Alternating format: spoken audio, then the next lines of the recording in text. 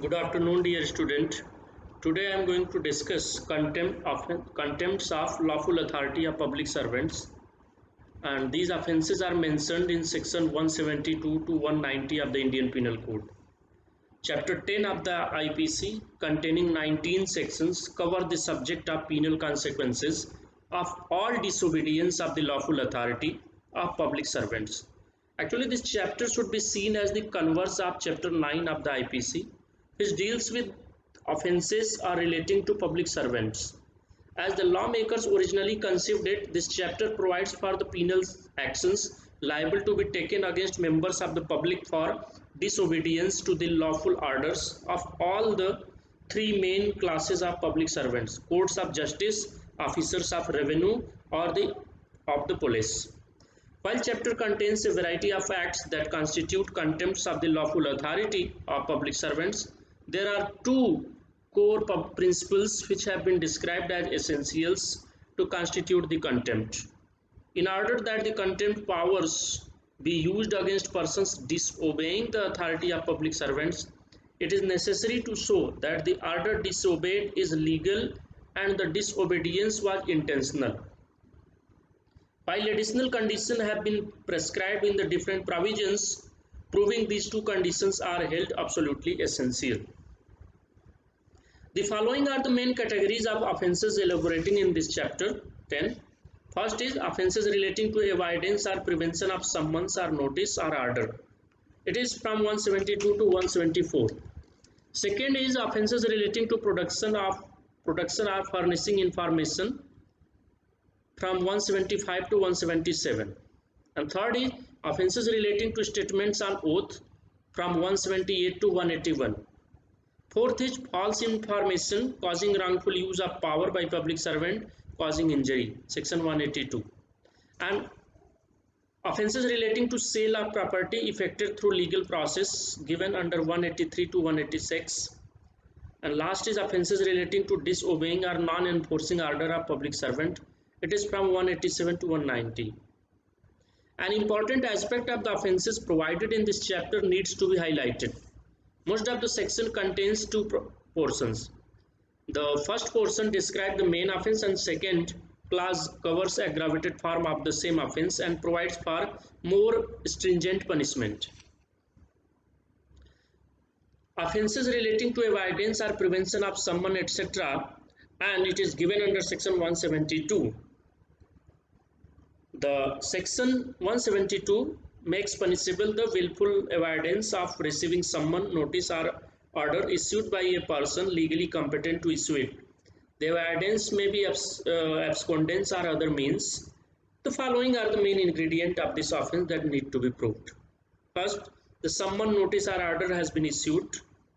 Second, summon, notice, order has been issued by a public servant.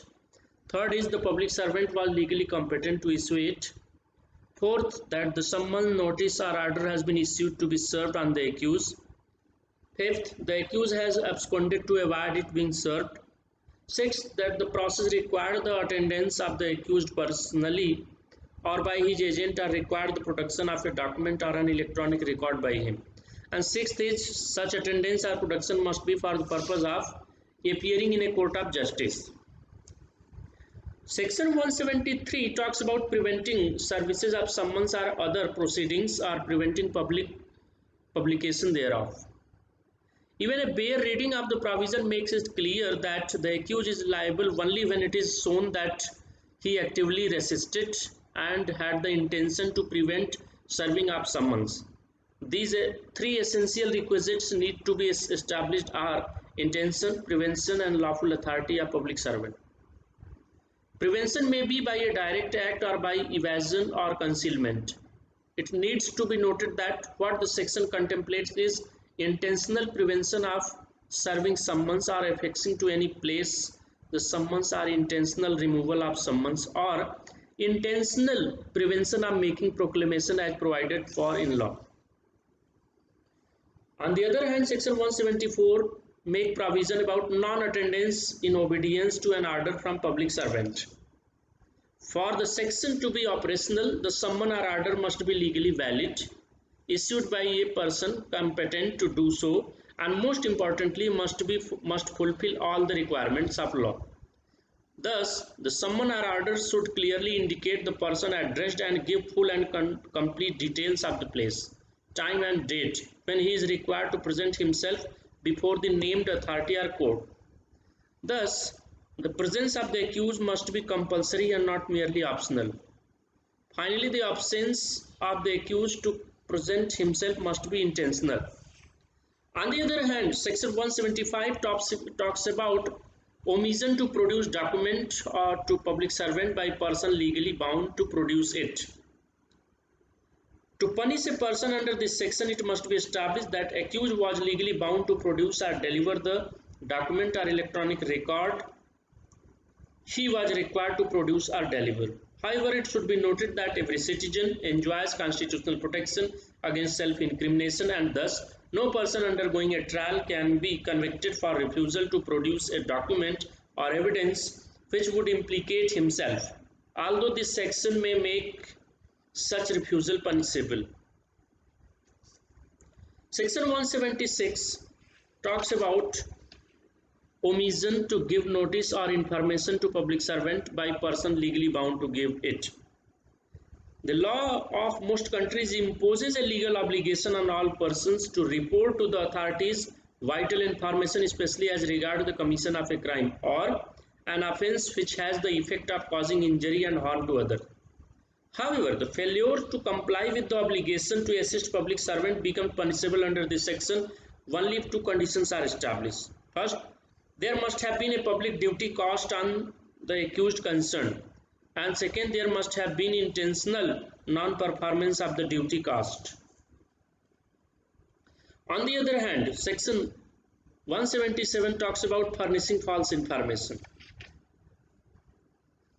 It can be seen that whereas the previous Section 176 punishes omission to give information, the present section makes punishable deliberately giving false information with the knowledge that it is false.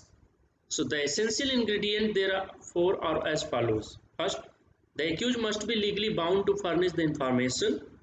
Information must be furnished to a public servant that in pursuance of such requirement the accused did furnish certain information.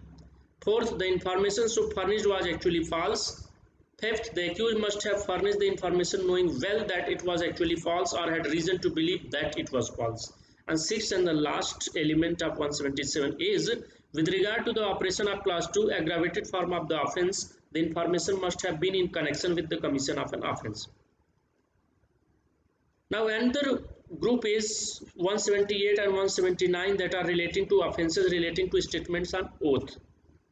While 178 makes it an offence to take an oath or make an affirmation, 179 makes it an offence to refuse to answer the public servant or actually refers to a refusal to give evidence. Thus, a person may be bind himself by an oath to state the truth, but may even after that refuse to state the truth or speak at all, which is the subject matter of the present section. However, there are certain exemptions in law which curtail the scope of the section.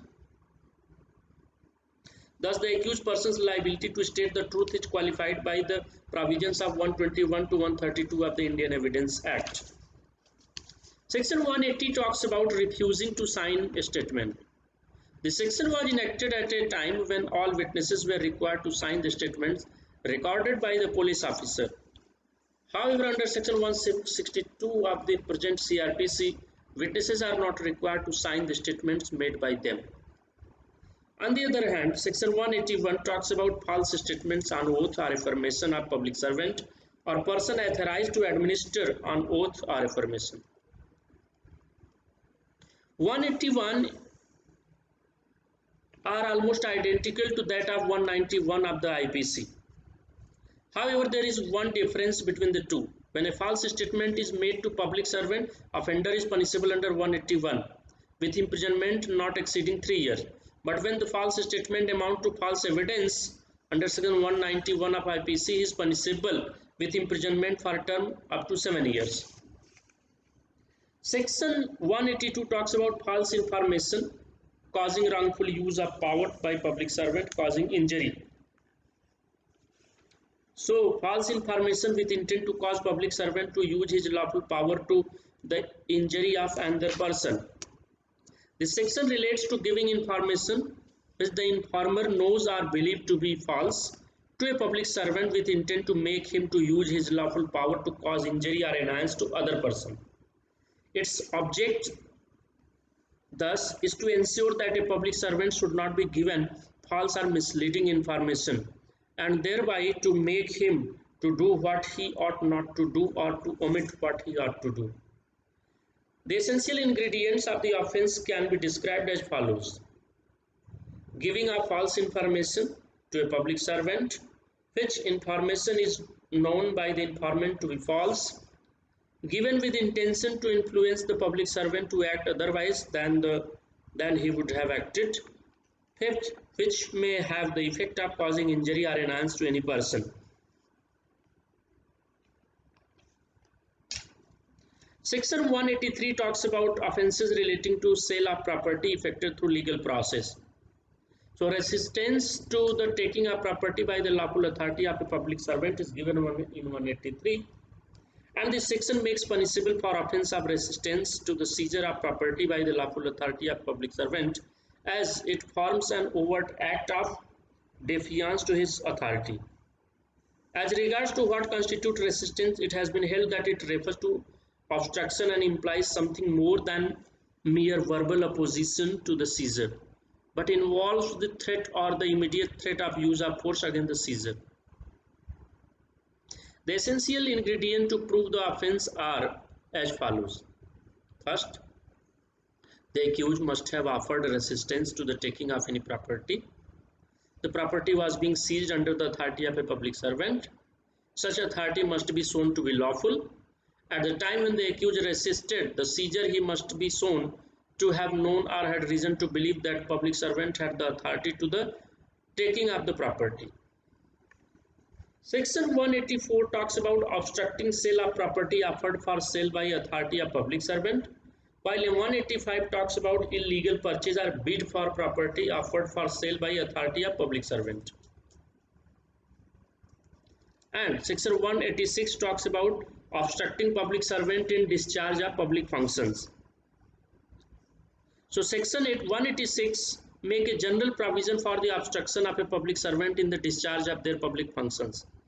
In the case of judicial officer, any obstruction will amount to a contempt of court and is as such summarily punishable under section 345 of CRPC. And the offences may be by any of the any of the offences under 175, 178, 179, 180 or 228 of the Indian Penal Code. 187 talks about omission to assist public servant when bound by law to give assistance.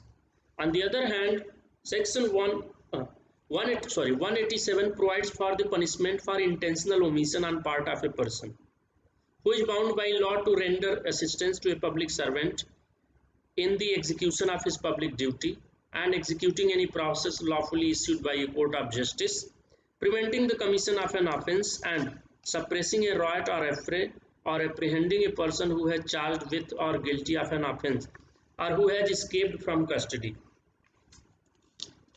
Section 188 talks about the section section 188 talks about disobedience to order duly promulgated by public servant. The section 188 prescribes the punishment for disobedience of the lawful orders of a public servant, especially when the disobedience results in any of the consequences outlined in the second and third clauses of the sections to the person lawfully employed. Thus, when one examines section 188, the following essential aspects command attention. First, there must be an order promulgated by a public servant. Second, public servant must be lawfully empowered to promulgate such order. Third, accused must have disobeyed such order, and fourth is such disobedience must have caused or tend to have caused obstruction, injury, annoyance or risk to any person lawfully employed, or danger to human life, health or safety, or riot or affray. Section 189 talks about threat of injury to public servant, and 190 talks about threat of injury to induce person to refrain from applying for protection to public servant.